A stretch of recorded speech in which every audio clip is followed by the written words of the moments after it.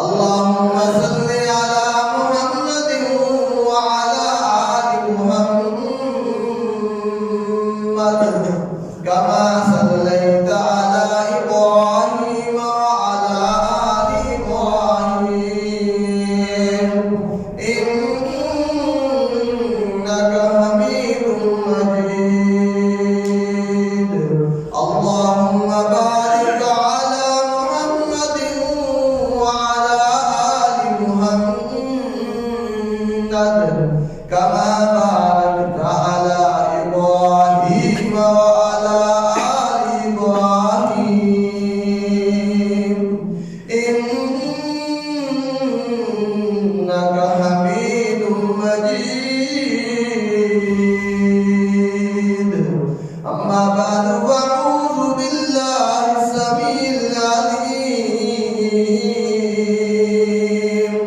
من الشيطان الرجيم.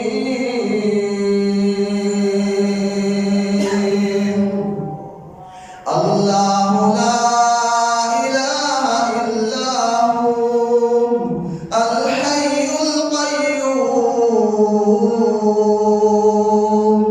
لا تأخذه سنة ولا نوم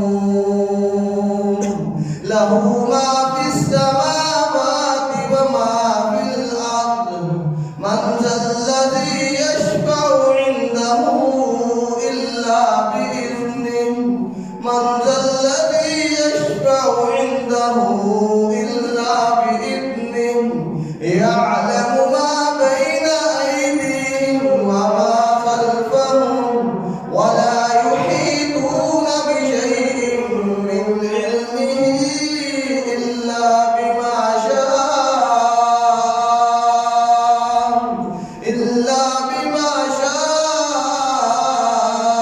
وسع كرسيه السماوات والأرض ولا يئوده حفظهما وهو العلي العظيم. رب اشرح لي صدري ويسر لي أمري واحلل عقدة من لساني يفقهوا قولي. اللهم انفعنا بما علمتنا وعلمنا ما ينفعنا وزدنا علما. اللهم إنا نسألك علما نافعا ورزقا طيبا وعملا متقبلا. اللهم إنا نعوذ بك من علم لا ينفع ومن قلب لا يخشع ومن عين لا تدمع ومن دعاء لا يستجاب لها. اللهم لا تقتلنا بغضبك ولا تهلكنا بعذابك وعافنا قبل ذلك. اللهم اعتق رقابنا من النار. اللهم اجرنا من النار.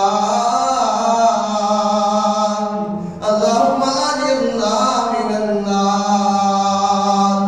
اللهم اجرنا من النار. اللهم حاسبنا حسابا يسيرا. اللهم حاسبنا حسابا يسيرا. اللهم ارزقنا شهادة مقبولة في سبيلك واجعل موتنا في بلد رسولك.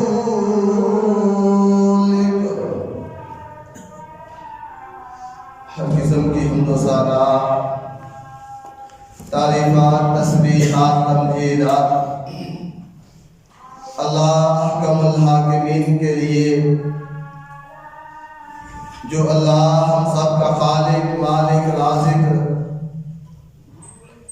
داتا، مشکل کشا، حاجت روا، بگڑی بنانے والا، نفع اور نقصان کا مالک، بچی اور بچے کی تقسیم کرنے والا،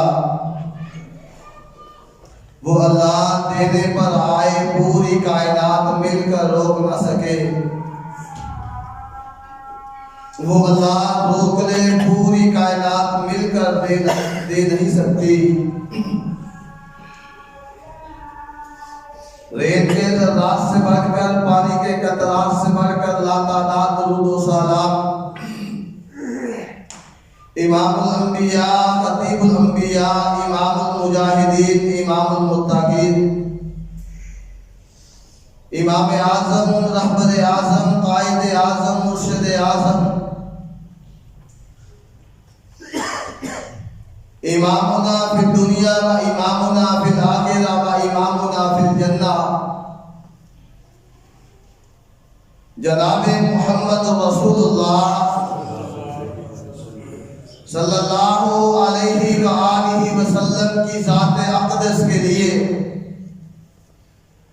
کہ جن کو اللہ رب العالمین نے ہماری ہدایت اور رہنمائی کے لیے مبعوث فرمایا.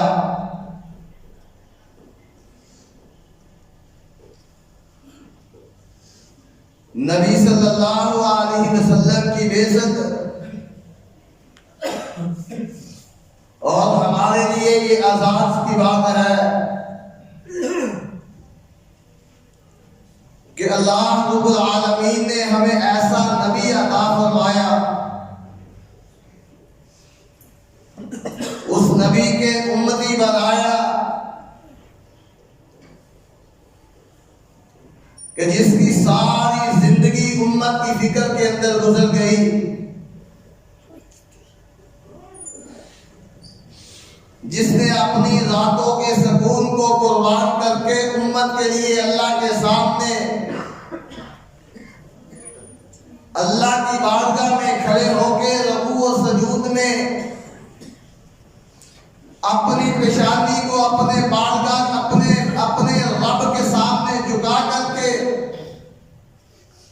رو رو کے امت کے لیے دعائیں کرتے رہے،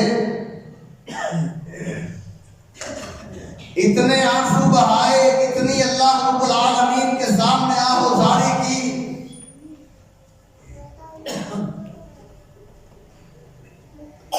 کہ امی عائشہ رضی اللہ تعالی عنہا بیان کرتی ہیں کہ رونے کی وجہ سے آپ کے سینے سے ایسی آواز نکلتی تھی جیسے ہڈیاں چولہے پہ پڑی ہو ابلنے کی آواز آتی ہے. اتنا روئے، اتنی آہوزاری کی کہ آسمانوں سے رب کو جبرائیل کو بھیجنا پڑا کہ اے نبی اتنی زیادہ مشقت اور محنت نہ کیجیے، اتنی زیادہ اپنی امت کی فکر نہ کیجیے کہ کہیں آپ اپنے آپ کو ہی اذیتوں میں تکلیفوں میں مبتلا نہ کر لے. لیکن اس کے باوجود بھی نبی کریم صلی اللہ علیہ وسلم جب ساری امت سو چکی ہوتی تھی، آقا علیہ الصلوۃ والسلام سو نہیں سکتے تھے، رات کو کھڑے ہو جاتے، وضو بنا کے مصلی پہ کھڑے ہو کر کے اپنی اس پیشانی کو رب کی بارگاہ میں رکھ کے رو رو کے امت کے لیے دعائیں کیا کرتے تھے. آپ کی امت کے بارے میں یہ فکر مندی، امت کے لیے یہ پریشان ہونا، امت کے لیے رب کی بارگاہ میں گر گڑانا اور آنسو بہانا، حتیٰ کہ آپ کا مصلی جائے نماز آنسوؤں سے تر ہو جایا کرتا تھا. اللہ آسمانوں سے جبرائیل امین کو پھر بھیج دیتے ہیں، اے میرے نبی اتنی زیادہ مشقت، محنت اور گر گڑانا اور امت کی فکر نہ کیجیے. وَلَسَوْفَ يُؤْتِيكَ رَبُّكَ فَتَرْضَىٰ. جبریل قرآن لے کے اترا کہ میں رب تیرے ساتھ وعدہ کرتا ہوں کہ آپ کی امت کے بارے میں آپ کو راضی کروں گا، آپ کو پریشان نہیں کروں گا. ساری زندگی بھی امت کی فکر، اور رب نے قرآن کے اندر کیا کہا لَقَدْ جَاءَكُمْ رَسُولٌ مِّنْ أَنفُسِكُمْ عَزِيزٌ عَلَيْهِ مَا عَنِتُّمْ حَرِيصٌ عَلَيْكُمْ بِالْمُؤْمِنِينَ رَءُوفٌ رَحِيمٌ.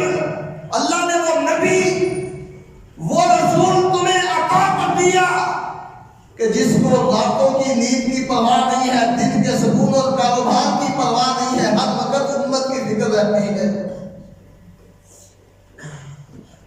اللہ اکبر. نبی صلی اللہ علیہ وسلم نے فرمایا اللہ رب العالمین نے ہر بندے کو، ہر نبی کو، ہر بھیجنے والے رسول کو ایک دعا عطا فرمائی کہ اس کو مستجاب کہا جاتا ہے، جس کو قبول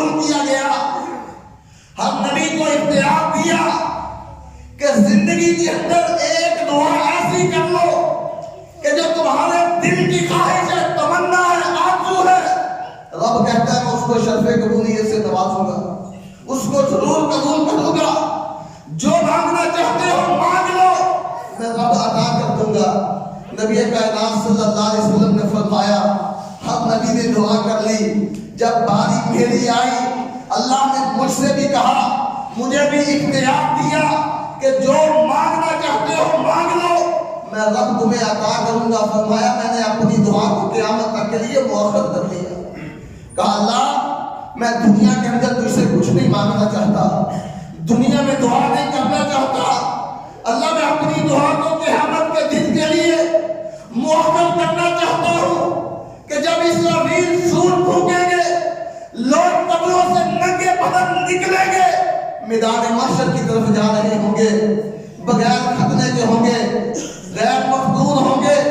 فرمایا ننگے بدن، فرمایا خوف اتنا ہوگا، روح اللہ کا جلال اتنا ہوگا کہ ہر طرف خوف و ہراس، ہر طرف خوف و ہراس۔ فرمایا ننگے بدن دوڑ رہے ہوں گے۔ امی عائشہ نے پوچھا آقا عورتیں تو شرم سے مت جائیں گی؟ فرمایا عائشہ وہ دن اتنا خوفناک ہوگا کوئی کسی کی طرف نہیں دیکھے گا، ہر بندے کو اپنی اپنی پڑی ہوگی، نفسی نفسی ہوگی، نفسا نفسی کا عالم ہوگا، کوئی کسی کی طرف نہیں دیکھے گا، ہر بندے کو اپنی اپنی پڑی ہوگی۔ نبی صلی اللہ علیہ وسلم نے فرمایا میں نے اللہ سے دعا کی، اللہ میں اپنی دعا کو اس دن کے لیے مؤخر کرنا چاہتا ہوں۔ اللہ نے میری دعا کو قبول کر لیا، اس دن کے لیے مؤخر کر دیا، محفوظ کر لیا۔ فرمایا قیامت کا دن ہوگا جب لوگ میدان محشر میں جمع ہوں گے، آدم علیہ السلام سے لے کے قیامت تک کے لیے جتنی دنیا ساری میدان محشر میں جمع ہوگی، انبیاء بھی جمع ہوں گے۔ قیامت کا دن فرمایا 50,000 سال کا دن ہوگا، گرمی شدت کی ہوگی، یہ سورج 1 میل کے فاصلے پہ آ جائے گا۔ فرمایا لوگ پسینے میں اپنے اپنے اعمال کے مطابق شرابور ہوں گے، کئی ایسے بدبخت بھی ہوں گے پسینے میں گوتے کھا رہے ہوں گے۔ رب کا خوف بڑا ہوگا، جلال بڑا ہوگا، رب العالمین غصے میں ہوں گے۔ فرمایا لوگ اتنے تنگ آ جائیں گے، اس دن سے اتنے تنگ آ جائیں گے۔ فرمایا آدم علیہ السلام کے پاس جائیں گے، اللہ رب العالمین کے سامنے التجا کیجئے، درخواست کیجئے، ہماری سفارش کیجئے، اللہ رب العالمین حساب کتاب شروع کر دے، چاہے ہمیں جہنم کے اندر ڈال دیا جائے، لیکن اس دن کی شدت ہم سے برداشت نہیں ہوگی۔ اللہ تعالیٰ ہمیں محفوظ فرمائے، اللہ تعالیٰ ہمیں قیامت کے دن کی قیامت کی سختی سے محفوظ فرمائے، اللہ اپنے عرش کا ٹھنڈا سایہ نصیب فرمائے۔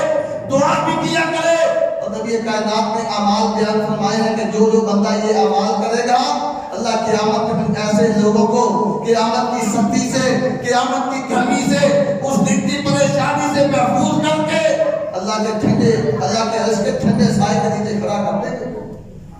نبی صلی اللہ علیہ وسلم نے فرمایا لوگ اتنے پریشان ہوں گے، آدم علیہ السلام کے پاس جائیں گے، آدم علیہ السلام امتحان کر دیں گے۔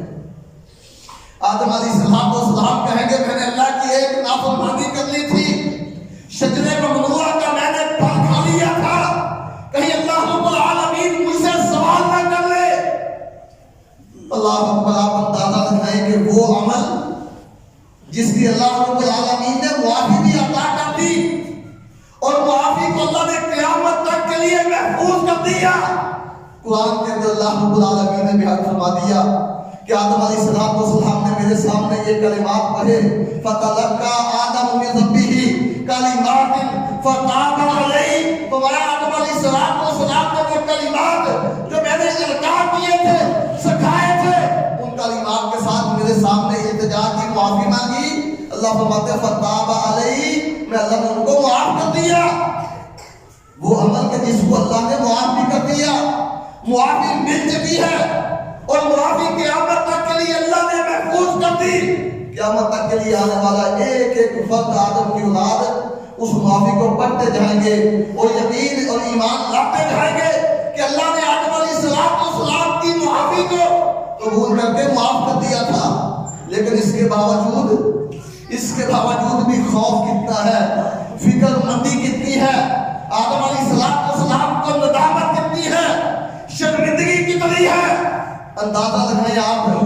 اللہ کی عدالت میں جانے سے انکار کر دیں گے، کہیں اللہ مجھ سے اس شجرے ممنوعہ کا پھل کھانے کی وجہ سے اس غلطی کے بارے میں سوال نہ کر لے۔ سوچئے میرے محترم بھائیوں، میں اور آپ صبح سے لے کے شام تک، شام سے لے کے صبح تک میری 20-30 سال، 40-50 سال، 70 سال، 100 سال میں نے زندگی گزار لی ہے۔ کتنی ایسے برائیاں ہیں، کتنے ایسے اعمال ہیں کہ جن میں اللہ کی واضح صریح لفظوں کے اندر میں نافرمانی کرتا ہوں، مجھے احساس تک نہیں ہوتا۔ سوچئے میں اور آپ، ہمارا کیا حال ہوگا، ہماری کیفیت کیا ہوگی وہاں پہ۔ انبیاء اللہ رب العالمین کے، جن کو اللہ نے اپنے ہاتھوں سے بنایا، جن کو اللہ رب العالمین نے اپنے مقدس ہاتھوں سے اللہ رب العالمین نے بنایا، اعلیٰ قسم کی مٹی سے بنایا، فرشتوں سے، اعلیٰ مخلوق سے سجدہ کروایا، پھر اللہ رب العالمین نے روح کی اتنا مقام آدم علیہ السلام کو ملنے کے باوجود ایک غلطی کی، صرف زندگی کے اندر ایک غلطی، اللہ کی نافرمانی کر لی، اور قیامت کے دن تک کے لیے ندامت اور شرمندگی احساس بھی ہے، اور آدم علیہ السلام کے دل میں اللہ کا خوف بھی ہے، اللہ کی عدالت میں جانے سے گھبرا رہے ہیں۔ میں اور آپ صبح سے لے کے شام تک کتنی نافرمانیاں کرتے ہیں، کتنی نافرمانیاں کرتے ہیں۔ اللہ اکبر، یہ نماز کا حکم اللہ رب العالمین نے دیا ہے۔ مؤذن دن میں 5 مرتبہ اللہ نے 50 نمازیں فرض کی تھی، نبی صلی اللہ علیہ وسلم کے بار التجا کرنے پہ اللہ نے 5 فرض کر دی، فرمایا لوگ پڑھیں گے 5، اجر ان کو 50 نمازوں کا ملے گا۔ یہ اللہ رب العالمین نے امت محمدیہ کا شرف بخشا ہے کہ 5 نمازیں دن کے اندر پڑھیں گے، اجر اللہ ان کو 50 نمازوں کا عطا کرے گا۔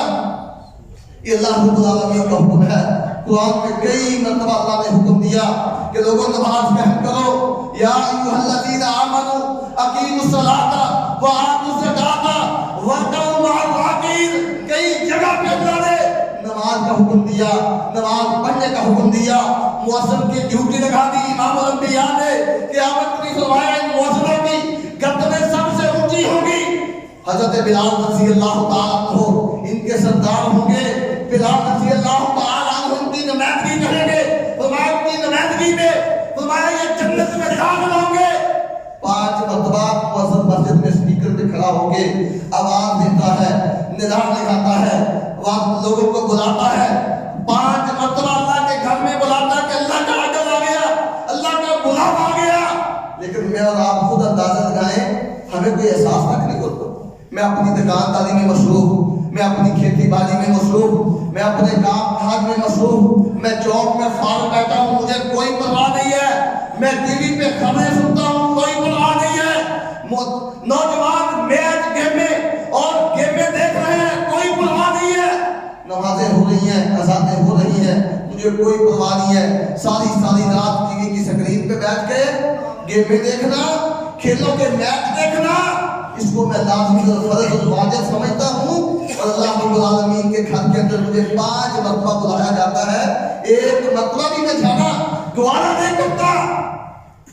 اللہ اکبر۔ نبی صلی اللہ علیہ وسلم نے فرمایا، محترم بھائیو، نبی صلی اللہ علیہ وسلم نے فرمایا قیامت کا دن اتنا سخت ہوگا، اتنا سخت ہوگا، فرمایا انبیاء کے پاس جائیں گے، آدم علیہ السلام انکار کریں گے، نوح علیہ السلام انکار کریں گے، موسیٰ علیہ السلام انکار کریں گے، ابراہیم علیہ السلام انکار کریں گے، الغرض عیسیٰ علیہ السلام بھی انکار کر دیں گے۔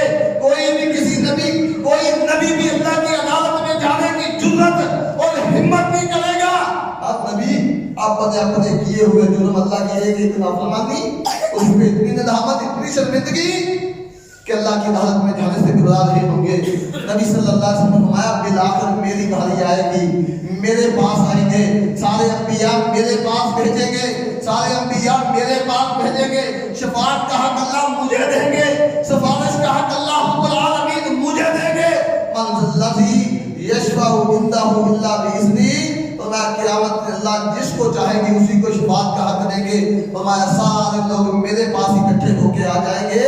نبی صلی اللہ علیہ وسلم نے فرمایا پھر میں اللہ کے عرش کے نیچے فرمایا سب سجدے میں رکھوں گا، اللہ رب العالمین کی حمد و ثنا بیان کروں گا، اللہ رب العالمین کے سامنے التجائیں کروں گا، جس طرح دنیا کے اندر نبی کائنات جب سارے لوگ سو جاتے تھے اللہ کی عدالت میں آ کے سب سجدے میں رکھ کے آنسو بہا بہا کے رب امتی کی دعائیں کرتے رہے، ایسے ہی آج قیامت کا دن جو اختیار اللہ نے دنیا کے اندر دیا تھا نبی صلی اللہ علیہ وسلم فرمایا اس اختیار کو آج میں اختیار کروں گا، اس اختیار کو آج میں نبی صلی اللہ علیہ وسلم فرمایا استعمال کروں گا۔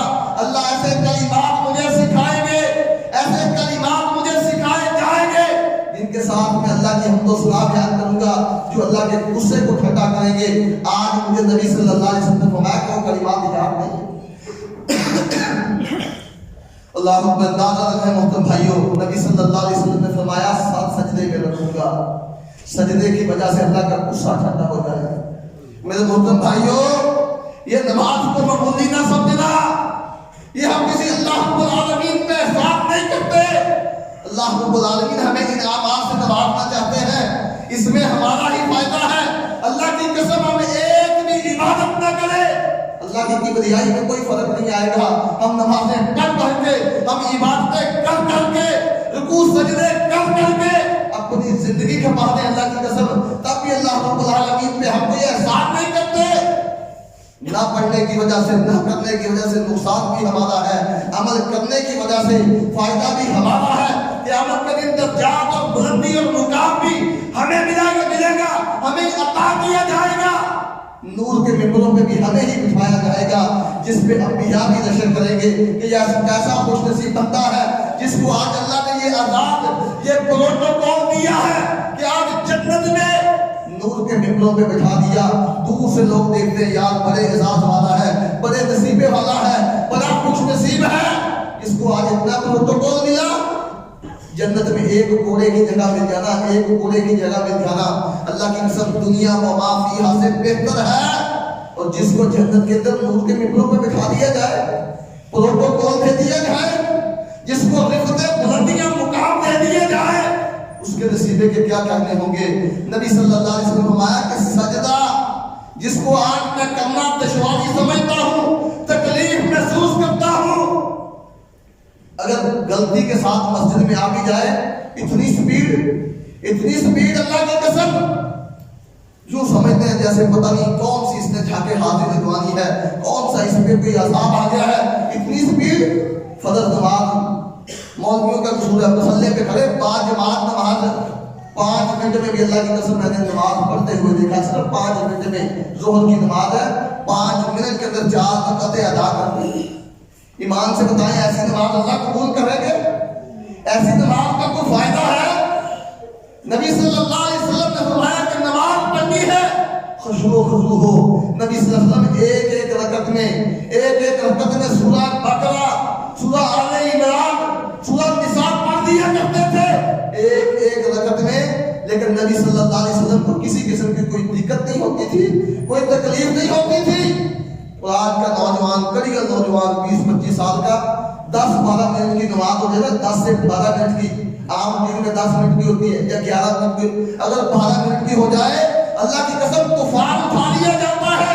ایسی آوازیں کسی جاتی ہیں، جی مولوی نے ویلا فکرہ ملے سانو کام نہیں کیا، ماشاءاللہ ایسے کلمات جس کو زبان سیف نہیں دیتی۔ کئی کہتے ہیں تم نے تراویح شروع کر لی ہے، اللہ سے ڈر جائے، اللہ سے ڈر جائے۔ مسجد میں بھی آ کے اگر تمہیں سکون نہیں میسر آتا، اگر نماز میں کھڑے ہو کے بھی تمہیں سکون نہیں ملتا، تو اپنی نمازوں کی فکر کیجئے، اپنے رکوعوں کی اور سجدوں کی فکر کیجئے۔ اللہ کو ایسے نمازوں کی کوئی ضرورت نہیں ہے، نماز کے ساتھ سکون ہوتا تھا۔ نبی صلی اللہ علیہ وسلم کو جب کسی قسم کی کوئی تکلیف پریشانی آتی، نبی صلی اللہ علیہ وسلم کیا کہتے تھے؟ ارے یا بلال الصلاۃ، بلال اذان کہو، میں نماز پڑھ کے اپنے آپ کو سکون پہنچانا چاہتا ہوں۔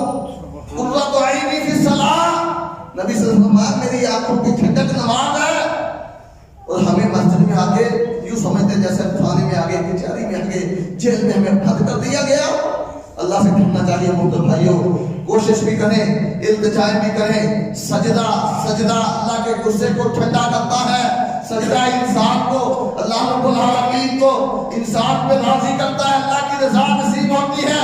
ایک سجدہ جسے تو گلا سمجھتا ہے، 1000 سجدوں سے دیتا ہے آدمی کو نجات۔ دم بھر پہ جھکنا نہیں پڑتا، جو اللہ کے سامنے جھکنا شروع کر دیتا ہے، اللہ اسے لوگوں کے سامنے سوال سے بچا لیتا ہے، لوگوں کے سامنے اللہ اس کو جھکنے نہیں دیتا، اللہ اس کو عزتوں سے نوازتا ہے، بلندیوں اور رفتوں سے نوازتا ہے۔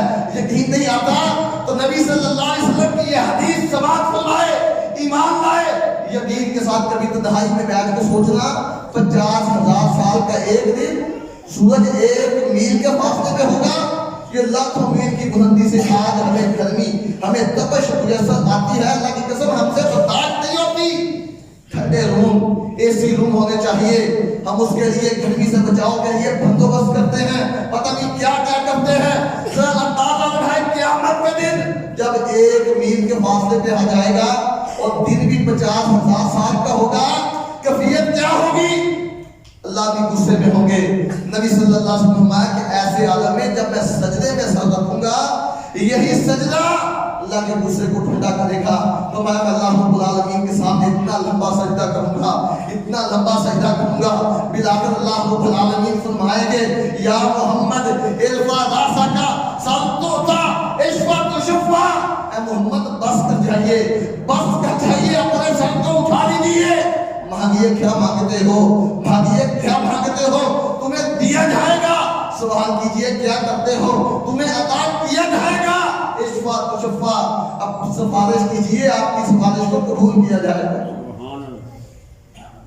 اللہ اکبر۔ نبی صلی اللہ علیہ وسلم وہاں پہ اپنی نہیں مانگیں گے، اپنے خاندان کی بات نہیں کریں گے، اپنے خاندان کو تو نبی صلی اللہ علیہ وسلم دنیا میں یہ فرماتے تھے، اپنی سگی بیٹی جس کو جگر گوشہ کہا، دل کا ٹکڑا کہا، جس کے استقبال کے لیے اپنے بستر کو چھوڑ دیا کرتے تھے، نبی صلی اللہ علیہ وسلم آگے بڑھا کرتے تھے، آگے بڑھ کے سینے سے دکھا دیا کرتے تھے، پیشانی پہ بوسے دیا کرتے تھے۔ بھاری قیامت کی آئی، اس دنیا سے جانے سے پہلے کہتے ہیں یا فاطمہ بنت محمد سلیم من مال شیتی، دنیا کے اندر اپنے باپ سے جو لینا چاہتی ہے، جو مانگنا چاہتی ہے مانگ لے، میں تمہیں عطا کر دوں گا، لا اغنی عنک من اللہ شیئا۔ بیٹی قیامت کرنی اس غلط فہمی میں نہ رہنا کہ میرا باپ نبی ہے، امام الانبیاء ہے، نبیوں کا امام ہے، میری سفارش کر لے گا اور میں وہاں پہ کام آئیں گے تو بیٹی تیرے اعمال کام آئیں گے۔ 5 مقامات پہ نبی صلی اللہ علیہ وسلم آیا کہ میں بھی کسی کو یاد نہیں رکھوں گا۔ امی عائشہ سب سے زیادہ پیار کرنے والے، جس کے بارے میں جبریل آسمانوں سے وحی لے کے آتے رہے، جس کے نکاح کی خبریں جبریل لے کے آتے رہے، جن کا نکاح بھی اللہ کی مرضی کے ساتھ ہوا، ان سے بھی نبی صلی اللہ علیہ وسلم نے کہا تھا عائشہ قیامت کے دن انسان کے اپنے اعمال کام آئیں گے۔ فرمایا جب اللہ مجھے فرمائیں گے مانگو کیا مانگتے ہو، اشفع تشفع، سفارش کیجئے، یہ امت محمدیہ کے لیے بڑے آزاد کی بات ہے۔ اللہ کی قسم جتنا بھی شکر ادا کر لے، ہم اللہ کا شکر ادا نہیں کر سکتے کہ قیامت کے دن اللہ نے ہمارے نبی کو امام الانبیاء کو سفارش کا حق دیا ہے، وہ سفارش کریں گے، اپنی امت کی فکر ہوگی نبی صلی اللہ علیہ وسلم کو، رب امتی اللہم امتی، اللہ میری امت کو معاف کر دے، اللہ میری امت کو معاف کر دے۔ نبی صلی اللہ علیہ وسلم اللہ رب العالمین فرمائیں گے کہ ایک مقدار مقرر کر دی جائے گی کہ اتنے لوگوں کو جن پہ جہنم واجب ہو چکی ہے، ان کو جہنمیوں کے لوگوں میں سے نکال کر کے جنت کے اندر لے جائیں۔ نبی صلی اللہ علیہ وسلم نے فرمایا کہ اتنی مقدار کو میری امت کو نکال دیا جائے گا، فرمایا میں پھر سب سجدے میں رکھوں گا، اللہ پھر پوچھیں گے، پھر مجھے اختیار دیا جائے گا، اشفع تشفع، سفارش کیجئے، آپ کی سفارش کو قبول کیا جائے گا۔ نبی صلی اللہ علیہ وسلم نے فرمایا میں پھر اپنی امت کے لیے سفارش کروں گا، اپنی امت کے لیے التجا کروں گا۔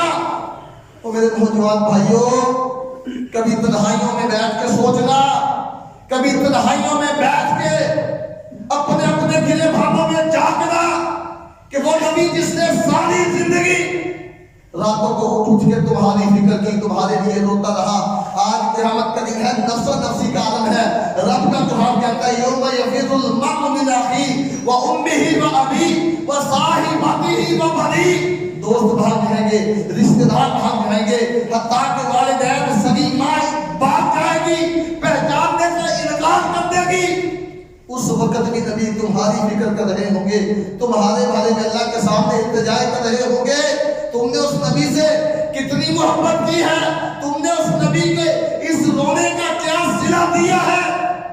ساری زندگی کھپا دینے کا میں اور آپ نے کیا صلہ دیا ہے؟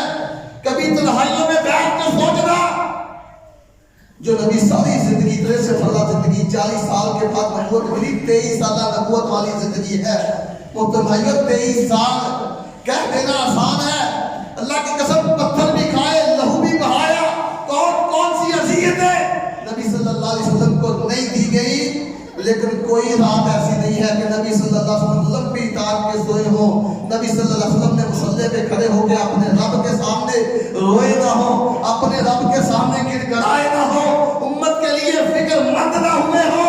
کوئی ایک رات مجھے دکھا دے اتنی فکر نبی صلی اللہ علیہ وسلم کو تمہاری اپنی امت کی فکر۔ سوچئے میں اور آپ ہم نے اس نبی کو کیا صلہ دیا، کتنا اس نبی سے محبت کا حق ادا کیا۔ ہمیں تو نبی کی یہ سنت ہے جو نبی کائنات صلی اللہ علیہ وسلم کو سب سے زیادہ محبوب تھی، جس کے چہرے پہ نہیں ہوتی تھی نبی اس کا چہرہ دیکھنا گوارا نہیں کرتا تھا۔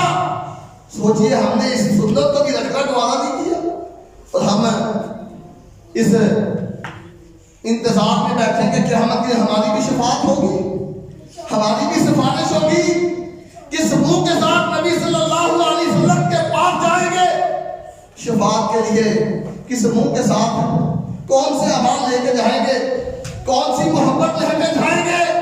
ایک دنیا کا وڈیرا چودھری اس کے پاس کسی کام کاج کے لیے جائے، وہ اپنا ماضی پوچھتا ہے، بتا تو نے ماضی کے اندر میرے لیے کیا کیا، تو نے ماضی کے اندر میرے ساتھ کون کون سے جرم کی ہے، کون کون سے ووٹ پہ میری مخالفتیں کی ہے۔ ایک سیاستدان گندا جو سیاست کی گھٹ کے اندر لکھنا ہوا ہے، دنیاوی کام کے لیے اس کے پاس چلے جائے، وہ تمہارا ماضی کھول کے رکھ دیتا ہے۔ وہ قیامت کے دن کہ اللہ رب العالمین جب ہمارا ماضی نبی کے سامنے رکھیں گے، مجھے بتائیں پھر ہمارے پاس کیا جواب ہوگا۔ اللہ کے لیے محترم بھائیو، اللہ کے لیے اگر ہم شفاعت کے حقدار ہیں تو حد الوسع کوشش کیجیے، التجا بھی کیجیے، محنت بھی کیجیے، اس نبی سے محبت کا حق ادا کریں۔ اللہ کی قسم نبی صلی اللہ علیہ وسلم نے فرمایا اس نبی کی سنتوں کو اپنانا پڑے گا، اس نبی کے طریقے پہ چلنا پڑے گا، پھر اپنی منمانی نہیں ہوگی، دل کی نہیں ماننی ہوگی، کسی وڈیرے کی، کسی چودھری کی چھوڑے، اللہ کی قسم کسی وڈیرے کو، کسی خاندان کو نہ رکھے، کوئی خاندان تمہارے کام نہیں آئے گے۔ یہ باپ دنیا کے اندر کتنے میں نے باپ ایسے دیکھے دنیا کے اندر اولاد کو آگ نامہ دے دیتے، میرا اس کے ساتھ کوئی تعلق نہیں ہے۔ کتنے ایسے بھائی ہیں دنیا کے اندر بھائی بھائی کا دشمن قتل کر دیتے ہیں، کتنے ایسے واقعات، کتنے ایسے واقعات ہیں۔ اللہ کی قسم حق کو اپنائیے، نبی صلی اللہ علیہ وسلم کی سنتوں کو اپنائیے، نبی صلی اللہ علیہ وسلم کی سنتوں کو اپنائیے، کوئی فکر نہ کیجیے خاندان ناراض ہوتا ہے ہو جائے، کوئی حیثیت میں اللہ کی قسم دنیا ناراض ہوتی ہے ہو جائے، تمہاری نوکری جاتی ہے چلی جائے، رزاق اللہ ہے، رزق اللہ دینے والا ہے، اللہ نے وعدہ کیا ہے اس کو میں نے پیدا کیا اس کو میں رزق ضرور دوں گا۔ اللہ تو کافروں کو بھی دیتا ہے، پتھروں میں، پتھروں کے گہرائیوں میں، سمندروں کی گہرائیوں میں بسنے والے کیڑے مکوڑے جتنے بھی جانور ہیں اللہ سب کو رزق پہنچاتا ہے، کوئی ایسا نہیں ہے جو بھوکا سوتا ہو۔ لیکن اللہ کے لیے نبی صلی اللہ علیہ وسلم سے محبت کا ادا کر دیجیے، نبی صلی اللہ علیہ وسلم کی سنتوں کو اپنائیے۔ فرمایا مجھے حوض کوثر پہ بیٹھا دیا جائے گا، میں حوض کوثر پہ اپنی امت کا انتظار کروں گا۔ نبی صلی اللہ علیہ وسلم سے صحابہ نے سوال کیا، آقا آدم علیہ السلام سے لے کے قیامت تک کے لیے اتنی دنیا آپ اپنی امت کو کیسے پہچانیں گے؟ اللہ اکبر، بڑا پیارا جملہ نبی صلی اللہ علیہ وسلم نے کہا، میرے صحابہ سیاہ رنگ کے گھوڑے ہوں، کثیر تعداد میں ہو، بہت بڑا گھوڑوں کا لیبل ہو، اور ان کے اندر ایک گھوڑا ایسا ہو کہ جس کے چاروں پاؤں سفید ہو، اس کی پیشانی بھی سفید ہو، مجھے بتائیے اس کو پہچاننے میں کتنی دقت ہوگی؟ صحابہ کہتے ہیں آقا اس کو پہچانے دور سے سمجھ آ جائے گی کہ وہ گھوڑا ایک منفرد گھوڑا ہے، وہ ایک الگ ہی نسل کا گھوڑا ہے۔ نبی کائنات نے فرمایا کہ میں آج سے اپنی امت کو قیامت کے دن پہچانوں گا۔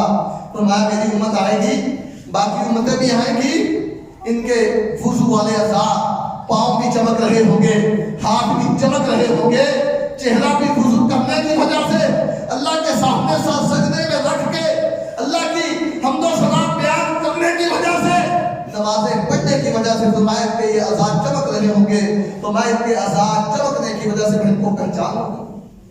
اور وہ لوگ جن کی ساری زندگی گزر گئی، کبھی مسجد میں نہیں ہے، کبھی وضو کر کے نماز پڑھنا گوارا نہیں گئی، ان کا کیا بنے گا؟ ایک نماز پڑھ لی، 4 نہیں پڑھی، 2 پڑھ لی، 3 نہیں پڑھی، 3 پڑھ لی، 2 نہیں پڑھی، اپنی منمانی، اپنی مرضی، ایک نماز جان بوجھ کے چھوڑ دینا۔ نبی کائنات صلی اللہ علیہ وسلم نے فرمایا من ترک الصلاۃ متعمدا فقد کفر، جس بندے نے ایک نماز جان بوجھ کے چھوڑ دی، علماء کہتے ہیں نبی صلی اللہ علیہ وسلم نے فرمایا وہ بندہ کافر ہو گیا۔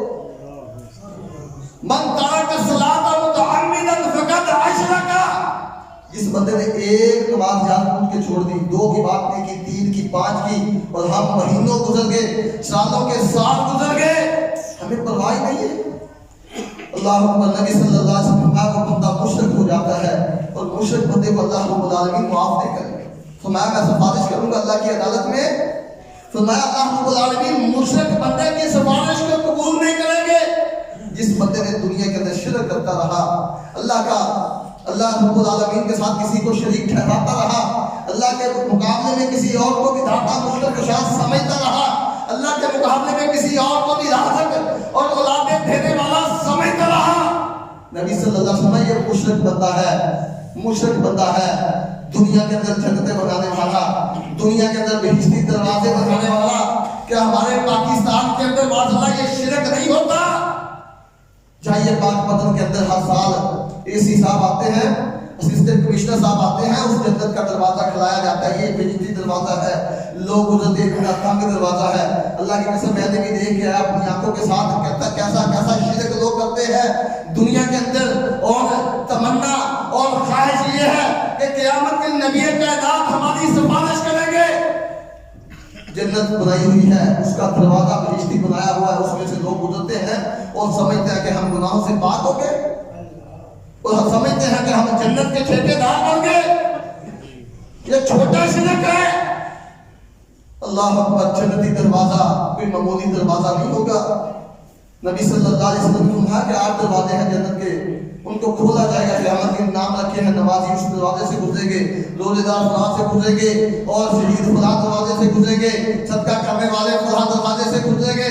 نبی کائنات صلی اللہ علیہ وسلم نے فرمایا کہ میری اجازت کے بغیر اس دروازے کو کھولا نہیں جائے گا۔ معاذ اللہ، یہ ختم نبوت کا بھی انکار کرتے ہیں اور اللہ رب العالمین کی ذات کے ساتھ شرک بھی کرتے ہیں۔ ایسے لوگوں کو اللہ کیسے معاف کریں گے؟ اللہ قبروں کو سجدے کرتے ہیں، غیر اللہ کو پوجتے ہیں، غیر اللہ سے مانگتے ہیں، اور غیر اللہ کے نام کی نظر و نیازیں ہوتی ہیں۔ کون کون سا شرک نہیں ہوتا؟ جائیے اللہ کی قسم، یہ سارے دربار کسی پہ چوٹ نہیں، تنقید نہیں ہے۔ اللہ کی قسم، حضرت علی کو اللہ کے نبی صلی اللہ علیہ وسلم نے ایسے جبے پورے پکی قبریں ڈھانے کے لیے بھیجا تھا، فرمایا سارے جزیرۃ العرب میں جہاں بھی تجھے کوئی پکی قبر نظر آئے، کوئی مورتی نظر آئے، ان کو توڑ دے، زمین کے برابر کر دے۔ میں محمد کے ہوتے ہوئے اللہ کی زمین پہ شرک نہیں ہو سکتا۔ تو میں ساری امت کی سفارش کروں گا، ساری امت کی سفارش کروں گا، لیکن مشرک بندے کی سفارش نہیں کروں گا۔ حوض کوثر پہ فرمایا لوگ آئیں گے، اپنے اپنے وضو والے اعضاء چمکتے ہوں گے، جام بھر بھر کے نبی کائنات نے فرمایا میں پلا رہا ہوں گا۔ جس کو ایک مرتبہ جام پلا دیا گیا، سمجھ لو اس بندے کو جنت کا سرٹیفکیٹ عطا کر دیا گیا۔ تو میں جب تک جنت میں داخل نہیں ہو جائے گا، دوبارہ اس کو پیاس نہیں لگے گی۔ فرمایا ایک گروہ وہاں پہ وہ بھی آئے گا، وقت کی اللہ کا بھائیو، آخری واقعہ آخری حدیث ہے۔ فرمایا ایک گروہ وہ بھی آئے گا جن کے وضو والے اعضاء چمکتے ضرور ہوں گے۔ فرمایا فرشتے ان کے درمیان اور میرے درمیان دیوار کھڑی کر دیں گے۔ اللہ رب العالمین نبی سے فرمایا کہ میں بھی نہیں التجا کروں گا کہ ان کو آنے دو، یہ میرے امتی ہیں۔ فرمایا اس موقع پہ اللہ رب العالمین فرمائیں گے، حدیث کے الفاظ ہیں، حوالے کا ذمہ دار ہوں، بغیر حوالے کے بات کرنے کا قائل نہیں ہوں، کچی باتیں نہیں کرتا۔ نبی کائنات صلی اللہ علیہ وسلم نے فرمایا کہ اللہ رب العالمین فرمائیں گے اے نبی آپ نہیں جانتے آپ کے دنیا سے آنے کے بعد اور نبی کے بارے میں غیب کی باتیں کرنے والوں کے نبی غیب جانتا ہے. اللہ رب العالمین خود انکار کر رہے ہیں. تو کہ نبی آپ نہیں جانتے. انہوں نے آپ سے دنیا کے آنے کے بعد اپنی من مرضیاں کی تھی. نماز شروع کی تھی تو اپنی مرضی کی. نماز کا طریقہ ایجاد کیا تو اپنی مرضی کا. کچھ پڑھی کچھ نہ پڑھی. پتہ نہیں کون کون سے رسم و رواج اللہ کی قسم لوگوں کو گنوانا شروع کروں. ممبر پہ کھڑا ہوں گنوانا شروع کروں. اللہ کی قسم بڑا لمبا وقت درکار ہے. کئی ایسے جرم کئی ایسے معاملات کہ جن میں واضح لفظوں کے اندر اللہ اور اس کے رسول کی نافرمانی ہو رہی ہے. لیکن میں کرتا جا رہا ہوں کس لیے؟ میرا پیر صاحب کہتے ہیں, میرے مولوی صاحب ایسے کہتے ہیں, میرے امام صاحب ایسے کہتے ہیں. اللہ کی قسم میں ایسے مولویوں کو جانتا ہوں. کئی مرتبہ پہلے بھی واقعہ بیان کیا. لاہور کے اندر ایک مولوی کے ساتھ بوڑھا ہو چکا ہے, 60-65 سال کا بابا ہے. گھر کے اندر ہر اتوار کو درس ہوتا ہے, تفسیر پڑھائی جاتی ہے. میں گناہگار بھی اس واقعے میں اس مجلس میں چلا گیا. ایک نوجوان تھا, رفع الذہن کے حوالے سے بات ہوئی. میں نے اس کو حدیث دکھائی, اللہ نے اس کو ہدایت دے دی. وہ رفع الذہن کرنا شروع کر دی. جب اس استاد کے پاس گیا, اس کا استاد تھا کالج یونیورسٹی میں پروفیسر بھی تھا, لیکچرار بھی تھا. اس نے اس کو ٹوکا, تو نے یہ کون سا نیا کام شروع کر دیا؟ شریر گھوڑوں کی طرح تمہیں ہلانا شروع کر دی. نبی صلی اللہ علیہ وسلم کی سنت کو معاذ اللہ مذاق اور ٹھٹھا کرنا شروع کر دیا. اس نے بخاری شریف کی وہ احادیث جو میں نے اس کو دکھائی تھی سامنے رکھی. کہتا جی رفع الذہن منسوخ ہونے کی حدیثیں بھی ہے, نہ کرنے کی بھی ہے. جب اس سے مطالبہ کیا گیا, کل دکھاؤں گا کل دکھاؤں گا, کرتے کرتے 6 مہینے گزر گئے. اللہ کی قسم ایک حدیث بھی نہیں دکھائی. بلاخر میں خود گیا. جب میں نے اس کے سامنے یہ بات رکھی, میں نے یہ نہیں کہا کہ مجھے رفع الذہن چاہیے, صرف ایک سوال کیا کہ اللہ کے لیے مجھے نبی صلی اللہ علیہ وسلم کا طریقہ نماز بتا دیجئے. نبی صلی اللہ علیہ وسلم کی نماز پڑھنے کا طریقہ کیا ہے, مسنون طریقہ سکھا دیجئے, احادیث سے دکھا دیجئے. بہت بڑی لائبریری تھی, احادیث پڑھی ہوئی تھی. لوگ دیکھ کے بڑے متاثر ہوتے تھے, بڑے پڑھے لکھے. اللہ کی قسم وہ انکاری ہے, وہ بار بار سوال کرنے پہ بھی جواب دینے کو تیار نہیں ہے. دیگر نوجوان بھی بیٹھے ہوئے ہیں. میں نے بخاری کو کھولنا کہا, اللہ کی قسم ممبر پہ کھڑا ہوں, رب کا قرآن ہاتھ میں پکڑ کے کہتا ہوں, اس نے مجھے بخاری کو کھولنے نہیں دیا. میں نے مسلم شریف کو اٹھانا چاہا, مجھے اٹھانے نہیں دیا. اللہ کی قسم نوجوان دیکھ رہے ہیں. بلاخر اس کا جواب کیا تھا؟ میں حنفی ہوں, اس لیے امام ابو حنیفہ کی ابتدا کرتا ہوں. انا للہ و انا الیہ راجعون. اللہ کی قسم میرا جسم میری روح کام کی. اللہ یہ لوگ کلمہ لا الہ الا اللہ پڑھنے والے. بلاخر میں نے اس کو جواب دیا. میں نے کہا تھا صاحب امام ابو حنیفہ کا میں انکاری نہیں ہوں, میں بھی ابو حنیفہ رحمۃ اللہ علیہ کو مانتا ہوں. ان کے جوتوں کو اپنے سر کی پگڑی سمجھتا ہوں, ان کے پاؤں کی رات کو اپنے آپ کا سلمہ سمجھتا ہوں. وہ بہت اعلیٰ ہستیاں ہیں. لیکن اللہ کی قسم میں یہ بات کہوں گا, کلمہ میں نے لا الہ الا اللہ پڑھا ہے. اگر امام ابو حنیفہ رحمۃ اللہ علیہ نبی صلی اللہ علیہ وسلم کی بات کے مقابلے میں مخالفت کریں گے, میں امام ابو حنیفہ کی بات کو نہیں مانوں گا, نبی صلی اللہ علیہ وسلم کی بات کو مانوں گا. جیسے عبداللہ بن عمر نے اپنے باپ سیدنا عمر کی مراد رسول کی صحیح جامع ترمذی کے اندر حدیث مخالفت کر کے اعلان کیا تھا, لوگو تم نے کلمہ محمد رسول اللہ صلی اللہ علیہ وسلم کا پڑھا ہے, میرے باپ عمر کا کلمہ نہیں پڑھا. اگر میرا باپ بھی نبی کی مخالفت کرے گا, اس کی بات کو بھی رد کر دیا جائے گا.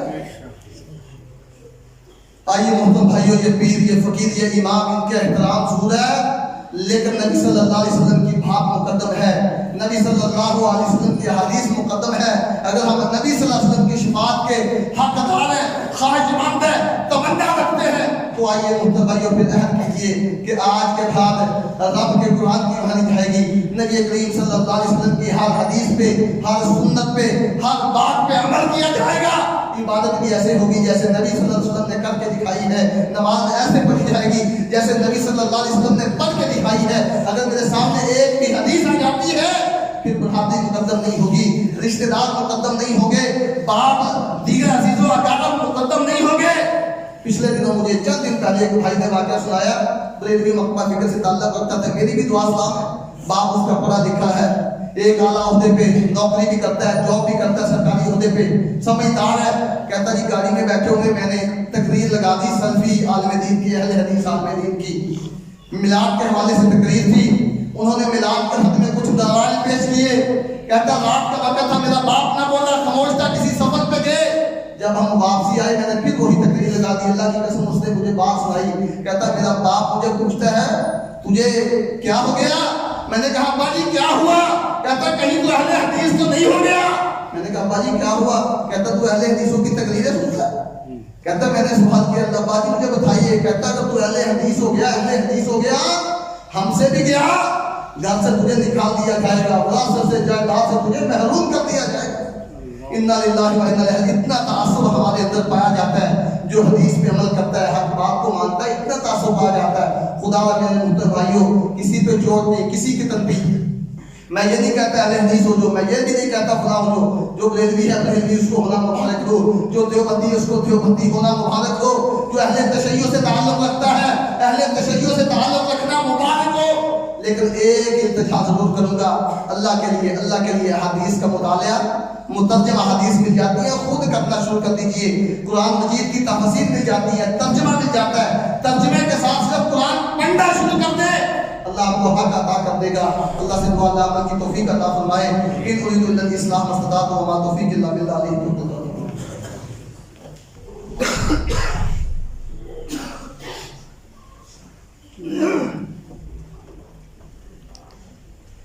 ان الحمد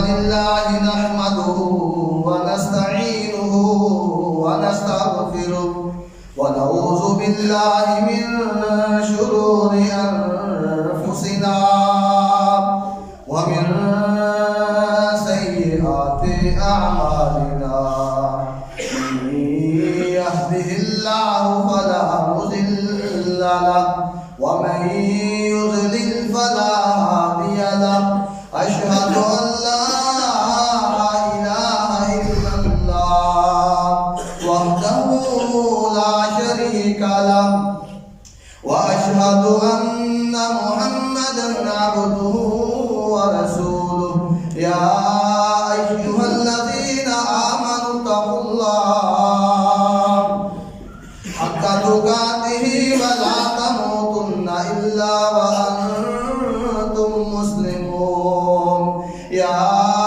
أيها الناس اتقوا ربكم الذي خلقكم من نفس واحدة وخلق منها زوجها وبث منهما رجالا كثيرا ونساء، واتقوا الله الذي تساءلون به والأرحام، إن الله كان عليكم رقيبا، يا أيها الذين آمنوا اتقوا الله وقولوا قولا سديدا يصلح لكم أعمالكم ويغفر لكم ذنوبكم، ومن يطع الله ورسوله فقد فاز فوزا عظيما، أما بعد فإن خير الحديث كتاب الله، وخير الهدي هدي محمد صلى الله عليه وسلم، وشر الأمور محدثاتها، وكل محدثة بدعة، وكل بدعة ضلالة، وكل ضلالة في النار۔ سبحان ربك رب العزة عما يصفون، وسلام على المرسلين، والحمد لله رب العالمين۔